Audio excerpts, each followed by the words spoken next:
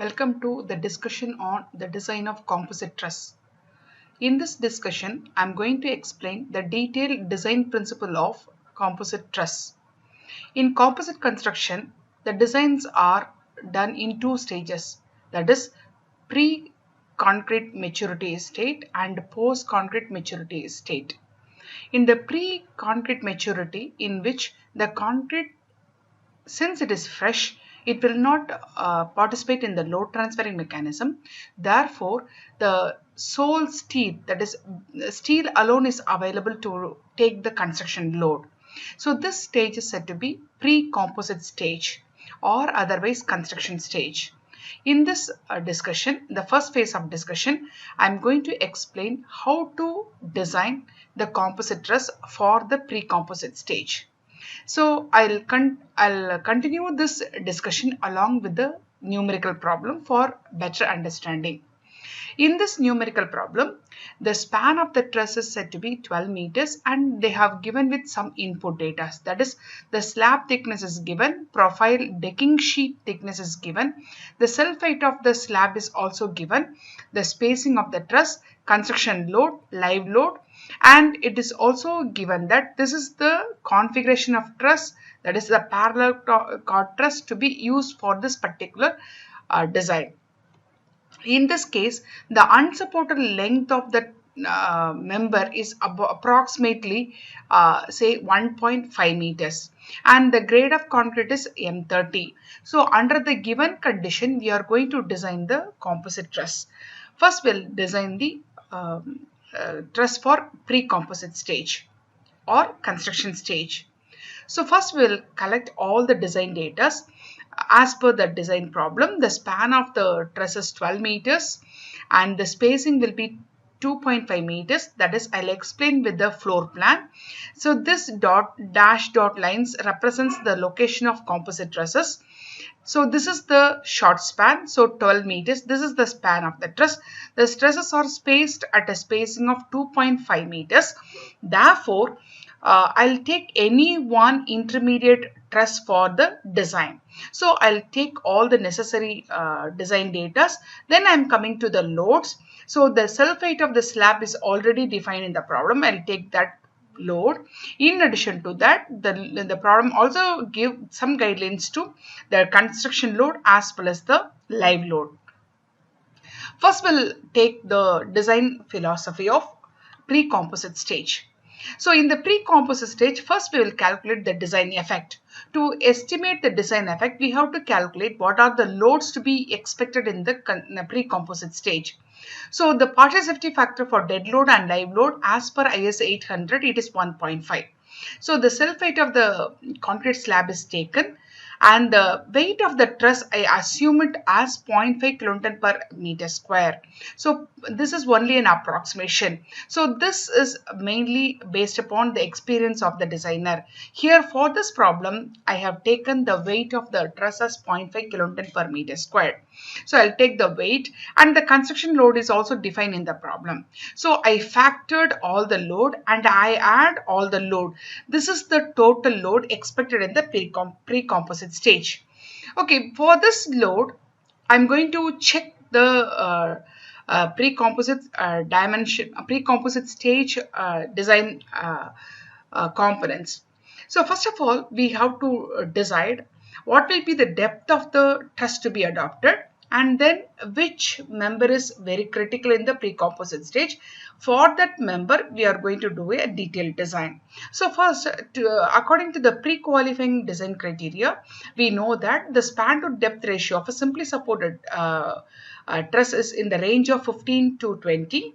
In this case, I take the span to depth ratio as 20. That is span of the truss to the depth of the truss.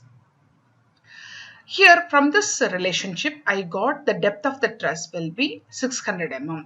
So with this 600 mm, I'm going to calculate what will be the say force is expected on the pre-composite stage.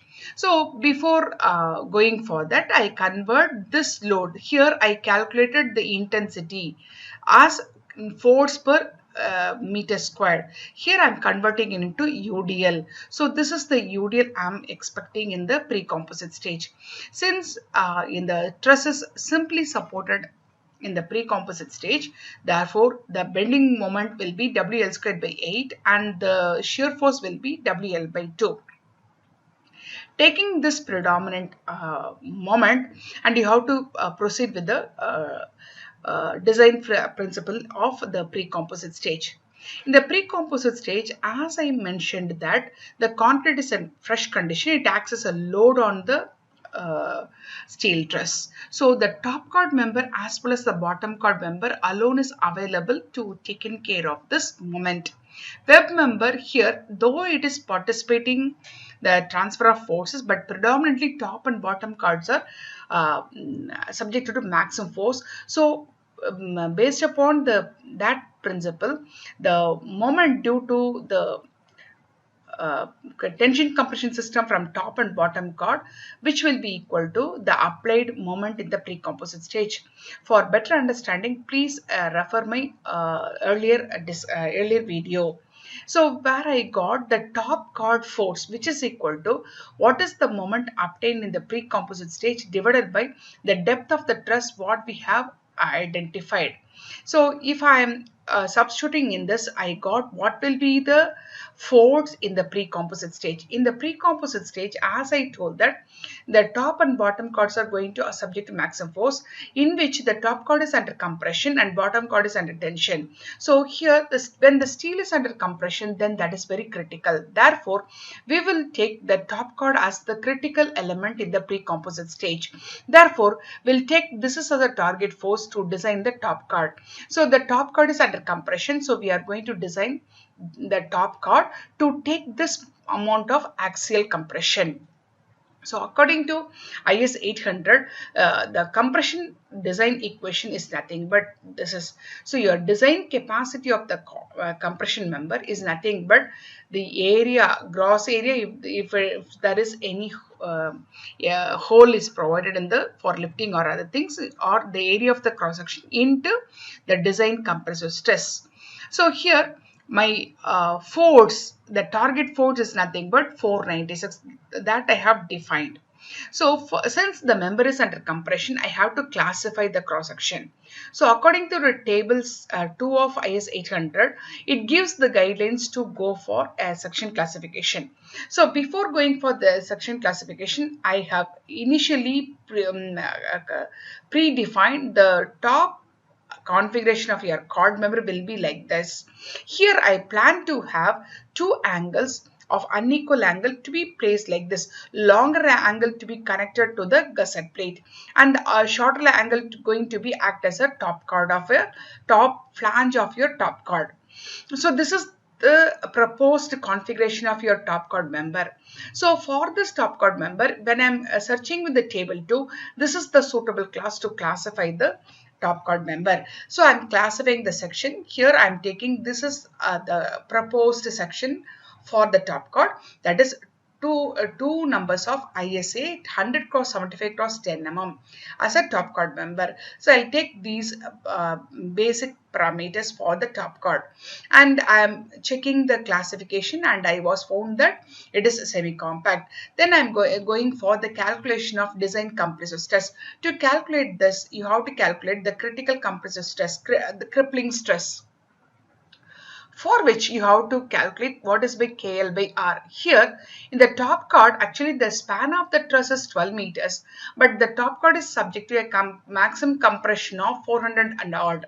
So here I'll take one particular chord length that is equal to your unsupported length of the top chord, which is equal to 1.5 meters. So I'll calculate what will be the effective slenderness ratio of the top chord, one particular length of unsupported length of the top chord.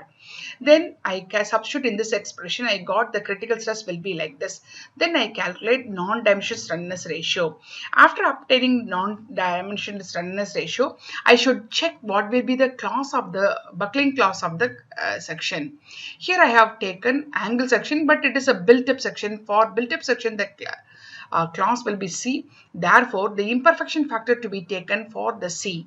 So I'll take the imperfection factor. I calculate the intermediate value 5 and I substitute this intermediate value and the lambda.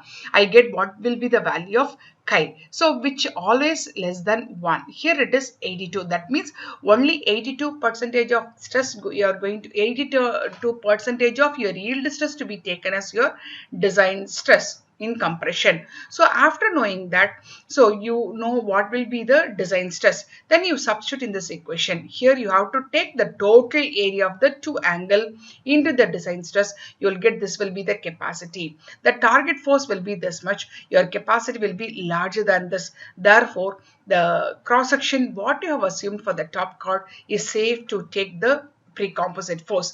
If you adopt this size both for top chord as well as bottom chord as a preliminary design in the pre-composite stage. So in my next lecture, I'll explain the design philosophy of composite stage. Thank you.